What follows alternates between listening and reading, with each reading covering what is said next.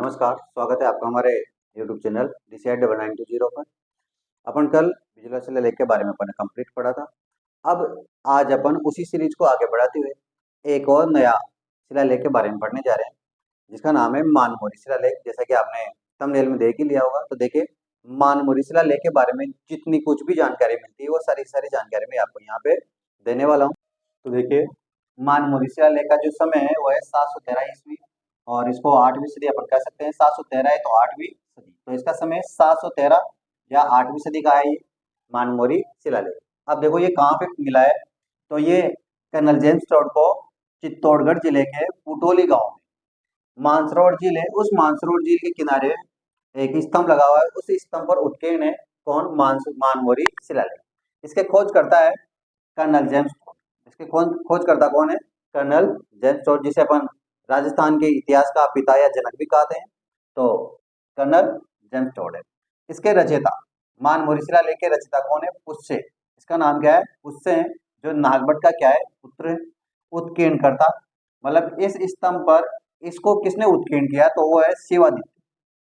शिवादित्य जो करुक का पौत्र है, और इसकी कैसी भाषा है? संस्कृत। कौन सी भाषा में लिखा हुआ है? ये संस्कृत भाषा में लिखा हुआ है। तो मानमोरी शिलालेख की भाषा पूछ ले आपसे कोई कोई, तो क्या बताओगे? संस्कृत। इसके बाद में नेक्स्ट बात करते हैं अपन भाई, इस शिलालेख से अपने को क्या क्या जानकारी मिलती है। तो देखो क्या क्या जानकारियां मिलती है। तो पहली जानकारी मिलती है मौर्य वंश से संबंधित है। ये जो शिलालेख है ये किससे संबंधित है? मौर्य वंश से संबंधित है, जिसमें 4 राजाओं के नामों का उल्लेख है। ये जो मानमोरी शिलालेख है ये मौर्य वंश से संबंधित है, और 4 राजाओं के नामों का क्या है? उल्लेख है। जिसमें पहला राजा है महेश्वर, दूसरा है भीम, तीसरा है भोज, और भोज का पुत्र है चौथा मान। इन 4 राजाओं का इसमें उल्लेख मिलता है। फिर नेक्स्ट है, यह चित्तौड़गढ़ के प्रारंभिक इतिहास का भी पर प्रकाश डालता है, या चित्तौड़गढ़ का जो प्रारंभिक इतिहास है उस प्रारंभिक इतिहास के बारे में कुछ जानकारियां देता है। कौन? मानमोरी शिलालेख। जो अर्थात ये पूछा गया क्वेश्चन है एक बार 2020 में एक पेपर में पूछा गया था। ये चित्तौड़ के प्रारंभिक इतिहास पर क्या करता है? प्रकाश डालता है। ऐसा कैसा क्वेश्चन पूछा गया था। फिर देखो इसमें बोज का पुत्र कौन है? मान। मैंने बताया ना, बोज का पुत्र कौन है? मान। इसमें बोज पुत्र मान द्वारा मानसरोवर झील, ये जो मानसरोवर झील है इसका निर्माण किसने करवाया था? भोजपुत्र मान ने करवाया था। ये मान हो, ये मानमोरी का भी उल्लेख मिलता है। इसमें अमृत मंथन, ये जो मानमोरी शिलालेख है इस मानमोरी शिलालेख में अमृत मंथन या समुद्र मंथन का भी क्या मिलता है? उल्लेख मिलता है। और ये जो मानमोरी शिलालेख है ये भी इंपॉर्टेंट पॉइंट है, यहाँ से पूछा जा सकता है कि कौन सा अभिलेख है जिसमें वंश क्रम के साथ साथ वहां की सामाजिक स्थिति का भी, या सामाजिक स्थिति को समझने में महत्वपूर्ण है, तो कौन सा है? मानमोरी शिलालेख है। क्वेश्चन कैसे आएगा? देखो यहाँ पे मैंने लिख रखा है, यह वंश क्रम के साथ साथ उस समय की सामाजिक स्थिति पर भी क्या करता है? महत्वपूर्ण प्रकाश डालता है, या समझने में महत्वपूर्ण भूमिका निभाता है। तो इस क्वेश्चन को पूछा जा सकता है वह कौन सा लेख है जो वंश क्रम के साथ साथ उस समय की सामाजिक स्थिति को समझने में भी महत्वपूर्ण भूमिका निभाता है, तो वह है मानमोरी शिलालेख।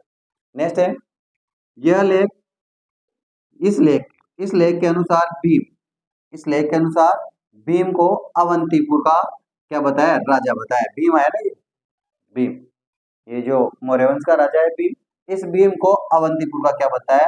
राजा बताया इस लेख के अनुसार। नेक्स्ट है, मानमोरी द्वारा चित्तौड़गढ़ में मंदिर के निर्माण की जानकारी दी गई। मतलब मानमोरी शिलालेख के अनुसार मानमोरी ने चित्तौड़गढ़ में जो मंदिर बनाए हैं उन मंदिरों की जानकारी भी किसके द्वारा मिलती है? अपन को बनाने और निर्माण की जानकारी किसके द्वारा मिलती है? मानमोरी शिलालेख के द्वारा मिलती है। और मुख्य रूप से कौन से मंदिर? सूर्य मंदिर की बात की गई है। ये मानमोरी हुई है मौर्य वंश का जो अंतिम शासक है। ये जानकारी आपको वहां से मिलती है। आपको पता है इस शिलालेख की जो खोज की थी वह कर्नल जेम्स टोड ने की, और इस मानमोरी शिलालेख की जो जानकारी है वो जानकारी केवल कर्नल जेम्स टोड की पुस्तक में मिलती है। कर्नल जेम्स टोड की पुस्तक के अलावा और किसी में भी इनकी जानकारी नहीं मिलती है, क्योंकि कर्नल जेम्स टोड इस मानमोरी शिलालेख को इंग्लैंड ले जा रहे थे अपनी नाव में, जहाज में। कहाँ ले जा रहे थे? इंग्लैंड ले जा रहे थे। ये अधिक भारी होने के कारण ये जो मानपुरी शिलालेख है स्तंभ पर लिखा हुआ था, तो अधिक भारी होने के कारण कर्नल जेम्स टोड ने समुद्र में क्या कर दिया, इसको फेंक दिया। इस वजह से मानपुरी शिलालेख की जितनी भी जानकारी है वो जानकारी केवल और केवल मात्र कर्नल जेम्स टोड की पुस्तक annals and antiquities of Rajasthan, क्या नाम है, annals and antiquities of Rajasthan, इसी का दूसरा नाम है central and western Rajput states of India. इन पुस्तक इसी का नाम करता भी कर्नल जेम्स टोड थे। इसकी जानकारी भी केवल मात्र इनकी इन पुस्तकों में मिलती है, और अधिक जानकारी इसलिए नहीं मिलती है क्योंकि इन्होंने कर्नल जेम्स टोड ने इसको कहाँ फेंक देता है, समुद्र में फेंक देता है। ये था आपका मानमोही शिलालेख, जिसमें आप कुछ भी बचा नहीं है, इसके बाहर से आपको कुछ भी पढ़ने की जरूरत नहीं है। अगर वीडियो पसंद आया तो लाइक शेयर एंड सब्सक्राइब जरूर करें। जब तक के लिए धन्यवाद।